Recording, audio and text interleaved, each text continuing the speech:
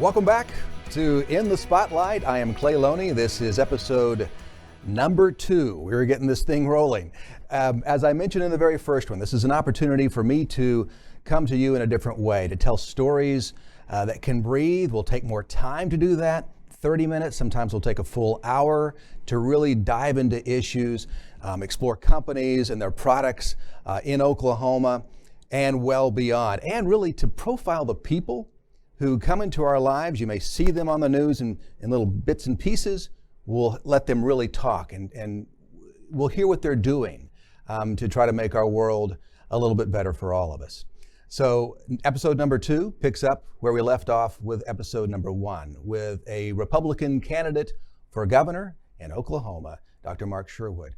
Dr. Sherwood, I want to thank you so much for joining me again. This is during your getaway week. You're down in Mexico to celebrate Christmas and to bring in New Year's. So that what I see behind you is all virtual. It is, because there's actually a beach behind me. Right, I'm listening closely. Do I hear the waves? Can you hear the waves? Can you hear the sound? Can you hear the peace? Right?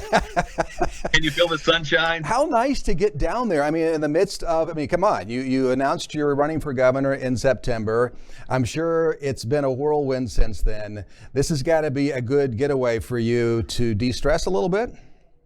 Yeah, we're recharging our batteries, and our batteries run pretty hot. So my wife and I are gearing up and ready for the home stretch to go out there and win the primary and then win the election later on in 2022. Okay, so some would say that you're a voice crying in the wilderness right now. You're running against an incumbent Republican governor, and you would say that you're more Republican than him. That's what I've read. Is that accurate? No, that's accurate. You can look down the Republican platform of Oklahoma, and you can see where the principles that I outlined for you a little bit last week, and then certainly I will today, it matches there. And I'm not a politician. I think people don't understand that. They don't need politicians anymore. I don't need politicians anymore. I don't want them anymore, but we need leaders now. So really, politicians need to go out and leaders need to come in. And when we do, we'll have the kind of state, the kind of leadership that most people have said, I want that. And so we're excited about the coming months. It's going to be a great time.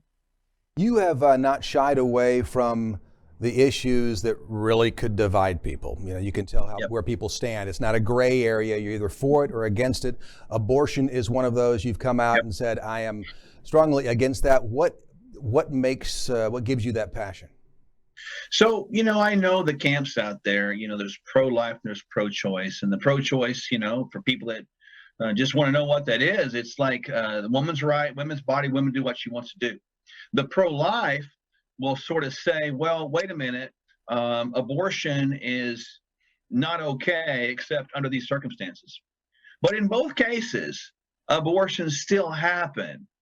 And my question is, why? If you're pro-life, doesn't it mean all life? And people say, well, what about rape, incest, ectopic pregnancies, right? What about those? Well, as I was looking at this issue, Clay, prior to running, because I know it's a hot topic, I know it's a divisive sort of potential area, I began to look at my own life and I began to face things that maybe I hadn't wanted to face before. I began to think about my history. I'm adopted, for one, and my wife's adopted as well. We're grateful that somebody gave us a chance at life. And so when you get right down to it, every single person's life that has a voice is arguing for pro-life, and they're really anti-abortion, or they wouldn't have a chance. Even all those pro-choice people, they're actually anti-abortion. But in my own life, I was able to meet my birth mother before she died. And Clay, I wanted to know the story. I wanted to know the details. I wanted to know about where I came from. Do I have any brothers and sisters? But I also want to know how I was conceived. I mean, I knew how, but I want to know who was my father, what were the circumstances, etc. Turns out my mom, through a bunch of tears at that time, she's gone on to be with the Lord now. She tells me that she was 16 and goes to a party and either has something in her drink or drinks too much, but she's out. She has no recollection of having sex with anybody. Well, certainly she did because she turns up pregnant. Turns out that my father was 19 years old, home on leave from the Vietnam conflict. Now, for those of you, and I know you do, that know the law, that is a minimum at best statutory rape, probably higher in the criminal code. And I tell you, when she told that story, Clay, I mean, it broke my heart because on one hand, giving me up for adoption was a grief she dealt with for 40 years before she met me. On the other hand, I thought to myself, wow, because they discussed abortion, even though it wasn't legal and it wasn't proper and it wasn't a custom and it wasn't accepted. They discussed it. So I look at my life and I think, well, maybe it didn't come from the greatest circumstances at conception, but I'm not a mistake. Life's not a mistake. And Clay, it hits me to the core. Life is not a mistake. There are no accidents. Every life, despite the beginnings of it, is on purpose. And the more I got into the issue and dig into it, I realized that if we believe that a fetus is not a life and it doesn't become a life until a heartbeat, and we celebrate that, let's stop a moment. If we believe that, then we must believe that Jesus, when he was conceived in Mary, was not alive for a time until he got a heartbeat. It conflicts with the Word of God. It is murder. It conflicts with our faith. Every person must be given a chance. The issue of ectopic pregnancies, that technology exists to take that life, reimplant it into the uterus where it can exist and live and thrive and be birthed into the world. Life begins in God before it appears on earth. In God's word, Jeremiah 1:5, I believe, I knew you before you're created in the womb. Jesus was given the name Jesus before he was conceived. So obviously there's more to this story. When somebody gets raped or incestually violated, who do we punish? Do we punish the mom? No, she's punished enough. Do we punish the perpetrator? Sometimes. But who are we punishing? We're punishing the life out there. And Clay, I got to tell you, man, we have 29 of those lives end every day in Oklahoma when we have a Republican stance that says we're against abortion. That is not congruent. When this governor is presented with the plan to end abortion, he rejected it. That's a fact. That is a fact. If you punt it down to the legislatures, most legislatures don't have the courage at present to vote for a bill to end abortion. This is one of the greatest mistakes we've ever made in our country. And frankly, it has shut off the hand of God to bless our country the way it was intended. And when, not if, when we end it in Oklahoma, we'll be the first state in these United States of America to end it completely. And I pledge to do that within 30 days. And we're going to see the hand of God bless this state, even bless those people that don't even agree with it because they're in the state, because we've got courage, we've got guts, and we've got principles in which we're going to live. What would you say to those that say, I respect that, I respect your faith and your beliefs, but they would see that perhaps as not respecting other people's faiths and beliefs? I mean, this is a country of many faiths, many beliefs, not just one, not just Christianity. What would you say to them? Fair question. When you look at the Constitution and the Founding Fathers and the birth of this nation, they recognized one God, one supreme law, God's law. They recognized that in their writings. that birthed the genesis of our Constitution, Declaration of Independence, and Bill of Rights. The colonists stood up against tyranny.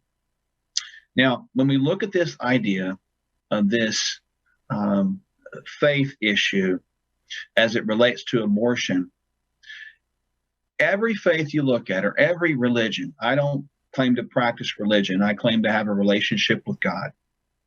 And that's all I can say about that. But there are people out there that believe other than I do, and I respect them. I love them, period. And I love them enough to try to keep them alive. And they should love people enough to keep other people alive.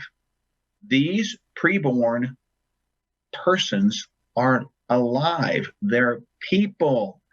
And anyone that wants to murder people breaks God's law. And in any faith you look at, murder is murder. It's not okay. And so I think we've got to rethink this thing a little bit. And it's not a faith issue. It's a life issue. When the mom is so blessed to be able to carry a child, Clay, what an opportunity that is. People would say on the pro-choice stance, well, if she can do with her body what she wants. And I agree with that statement.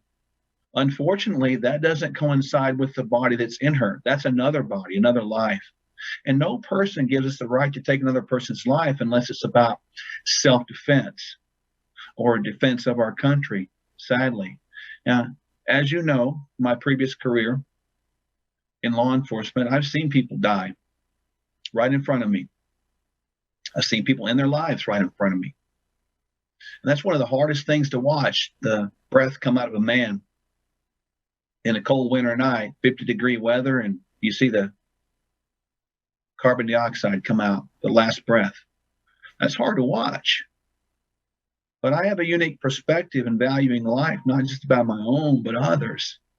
And all I can do is look people in the eye and say, please consider the life, the person. And that, frankly, folks, is really why we must end abortion on demand. I think if I didn't ask this, some would say, why didn't you ask it? So as a police officer, were you ever in a position where not only you witnessed a death, but you had to take another person's life? Yeah, no, I have never pulled the trigger of a gun and ended a person's life. I'm grateful for that.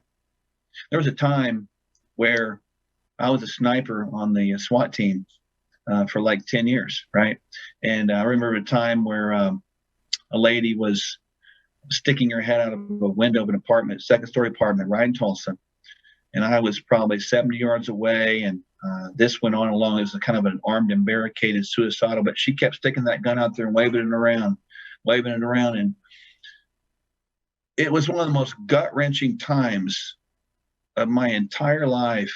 And I remember laying there for 15 hours, not 5 minutes, 15 hours with my crosshairs on her head, going back and forth, back and forth, back and forth. Do I end her life? Do I end her life? Is this gun going to go off? Who's at threat? And thankfully, as time went on, she got tired and finally came out and did not fire that weapon. But if she had fired that weapon or had pulled the trigger one time, her life was going to end that day. And I've watched people that have turned the gun on themselves right in front of me. And you always wonder, whether you pulled the trigger, whether you didn't. When a life ended, you always go through this situation. Could we have done anything different? And so you live with those things, which I believe puts me in a unique position to lead the state, because I'm not afraid to make hard decisions, and I'm not afraid to live with the consequences. If I make a good decision, I promise you this, I'm not going to take credit myself. I'm going to thank God publicly that he helped me. If I make a bad decision, I don't plan to, I'm going to own it. I'm not going to politicize it and politically pass it down the line on somebody else. I'm going to own it, say I'm sorry, repent, blame it on myself, and do better. And that's a fresh perspective, I believe, in the climate we live in today. As you mentioned, you were adopted, your wife was adopted. I don't know what your experience was like in the foster care system. I've covered multiple stories. Last time I did that, I think there were 8,000 plus children in the foster care system in Oklahoma. Many of them some of them I've talked to, and have just gone from home to home to home to home to home. I've profiled some kids that have come out of that and have done some extraordinary things. The resiliency they have has come from, from our Maker. But it's just this, I would have to say, the suffering that goes on in the system, the lack of homes for them, the lack of the difficulty in adoption sometimes, the length that takes, the many situations that are putting kids into foster care systems. They're taken from homes, perhaps for very good reasons to protect them, but now they're in a system. What would you do as governor? How do you see it first? Because you would have an interesting perspective as an adopted child, but what would you do as governor about the system? The system is broken. I think we all know that. I've talked to a lot of workers at DHS, and frankly, they're miserable with the stress because of the dilemma they're faced with putting these children in different homes and vetting the different foster parents, et cetera. And I had a good home. I was adopted when I was less than a year old. And remember very little of that. And, my parents were great. My mom, who raised me, she's since went on to be with the Lord. She committed suicide, Clay, and that was another blow to my life that I had to deal with. But with the DHS system, we have got to break that down completely. We have got to investigate those things, all of those negative cases. We've got to equip them with education, resources, and tools to work again. We are not going to let it stay the same, because what we've got going right now, you mentioned 8,000. Really? Does it have to be like that? I submit to you that we leaders, we don't need to have all of the answers when we make a decision, but we at least need to know that the first step we need to take is this. Now, that's a hard pill to swallow for people, so to speak, because many people and politicians don't make decisions because they don't have all the answers yet. But if we take the right step, the first step, I believe that we'll be shown quickly the second step. And our system is completely fractured. Those children, and we've all heard the horror stories, they're not in the best situations. And some, they're in a good situation, and there's a false accusation, and that child is separated for the rest of their child lives. And that's not okay. We just can't accept things the status quo anymore. We've got to do it better. We have various situations across state government that are pathetic, and not to deter off of the child situation, but 300,000 acres plus purchased by the Chinese Communist Party, ownership right here in the state through Shell LLC corporations. Why? Why are Oklahoma's land being taken away? Why are lives being lost? Why are children not being cared for? And those are some of the issues that we're dealing with, not to mention the incredibly fractured relationship that our current governor has with the tribes. Why would you fracture a relationship with your Native Americans who were here before we were? There's a lot of relational things that need to be corrected. There's a lot of fundamental things that need to be corrected. And there's a lot of systemic things that need to be corrected. And from my point of view, I'm going in there to serve, to bring good leadership, common sense, and to initiate correction in those areas. I'm not going in there with the intent on getting reelected. My job is to go in there and honor the people, protect the Constitution, and do a good job to keep people alive and give them the best health and hope that we can have here in Oklahoma. For those who say we already have a Republican governor, a businessman who's is in there, he's the incumbent. Why should we believe in you? What can you do that he cannot? Well, first of all, and I'll be pointed on this one. This governor says he's against mandates. We still have vaccine mandates. We still have job loss. This governor says he's pro-life. We still have abortions, 29 of them a day, with more death centers being opened. This governor says he's for the people. That if he's for the people, then why are the people still suffering? Because he deems some of them essential and non-essential. Who does that? This governor can actually look at a church and say, I need you to close. That does not make sense. This governor is a Native American and destroys a relationship because he wants more money into the state. I have little respect for people that show no backbone and talk a good game but do nothing. This governor is all about headlines. And Clay, it doesn't matter whether it's Kevin Stitt, it doesn't matter whether it's Clay Loney or Mark Sherwood. When our words don't match our actions, that's a problem. The best sermons I've ever heard in my life are those that are lived out, not those that are talked out, not those that are spewed out. I need to see actions, and the people of Oklahoma have made it very clear that they're sick of all talk. They're sick of all words, and they want actions. And if you want actions and not just talk, you'll get the politicians out forever. You'll primary the heck out of all of them and bring in people that have a spine and courage and are doing it because they're sacrificing themselves. I've got a really good life, my wife. We are blessed, blessed, blessed. I'm not doing this for me. I'm doing it for you. I'm doing it for us. It's about we. It's not about me. It's we the people. And we need change. We've bannered around this change in politics for the last, dozen years from federal level to state level. It's not working. Let's do something different.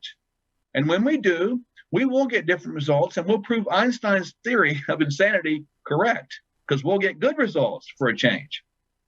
Are you finding acceptance from the Republican Party or resistance? The true Republicans, they are all over it. They love it. Couple senators, Senators Merrick, Senators Hamilton, are solidly behind what we're doing. We are going forward to save people's lives in Oklahoma.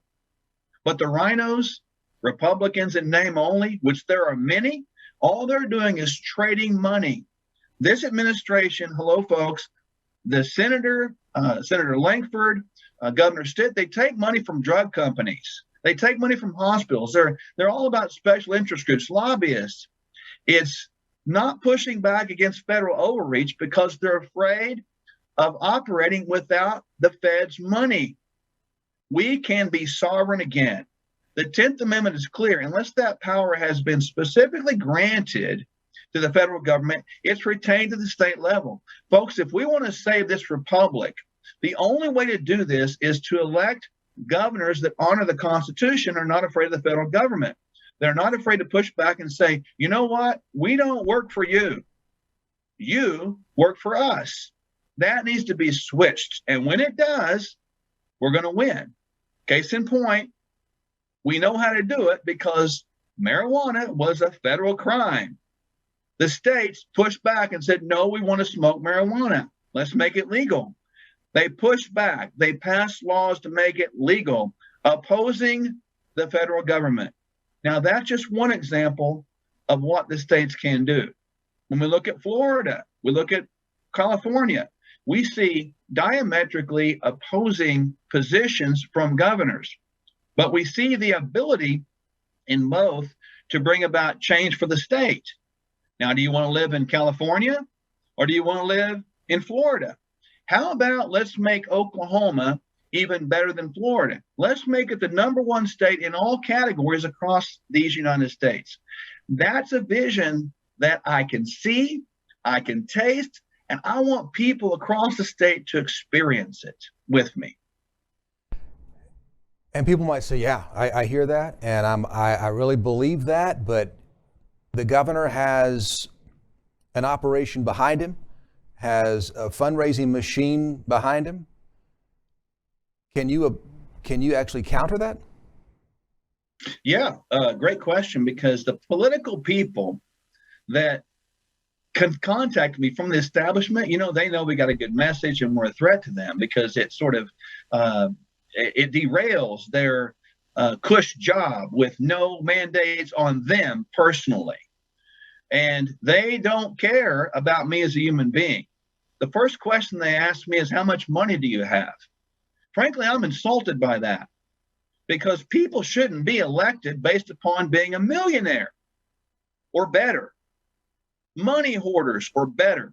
I've been told to raise as much money as you can and hoard as much as you can and pour out into advertising 1 month before the primary on television. That's what I've been told by every single one of them.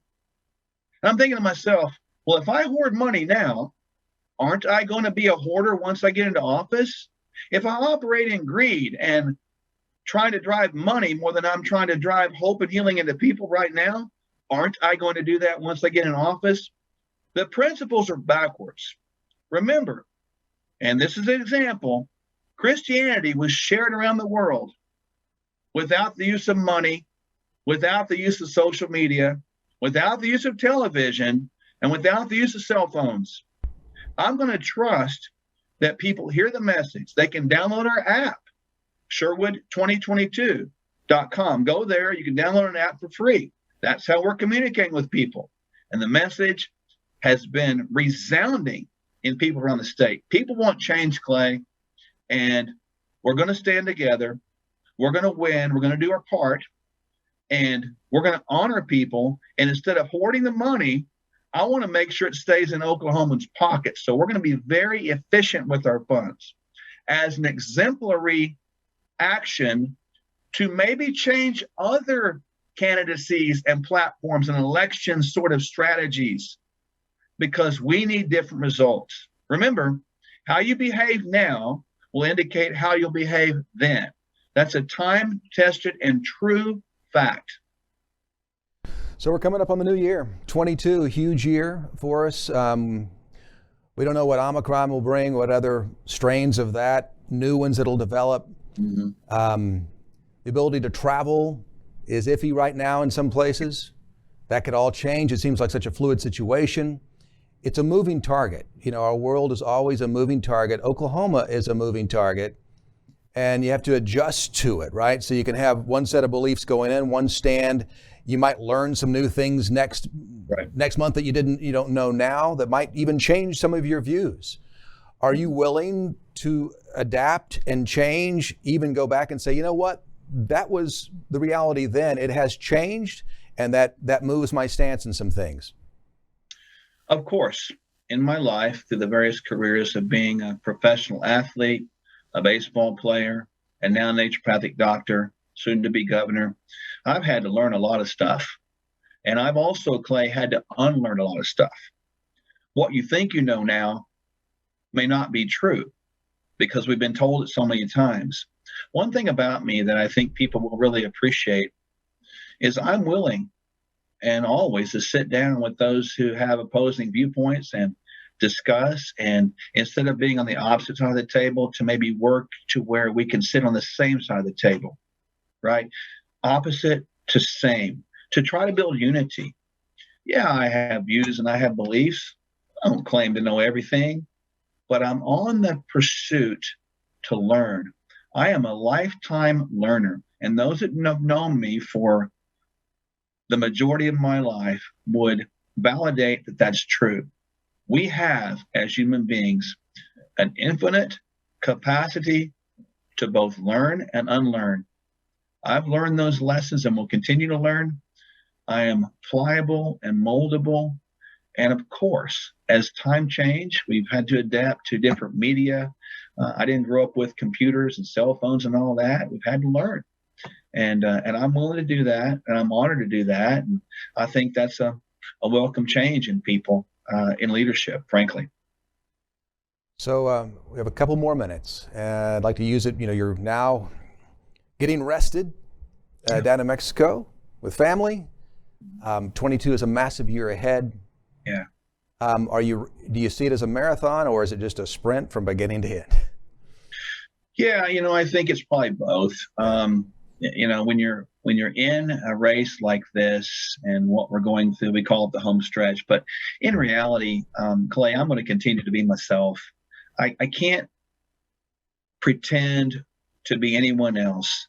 I think people need a dose of honesty, reality, just this is what I think and why, common sense, and I'm excited about it. I'm excited about the journey. Some say it's an uphill battle, and I don't know any battle that's worth fighting more than one that's uphill, because the uphill is resistance, and that's how you get stronger. You face resistance. And so I'm excited about it. I'm not concerned about it. I'm going to go at it with everything I've got, like I've done everything in my life. And no person is going to work harder. There's no destination in life. You just kind of go through life. And I'm trying to make, and I do make, my best better every day. And that's what I'm going to do during this 6 months prior to the primary. And then I'm going to do the same thing thereafter, for sure. And final question for those who would say, hey, he's a long shot. He's a distant underdog.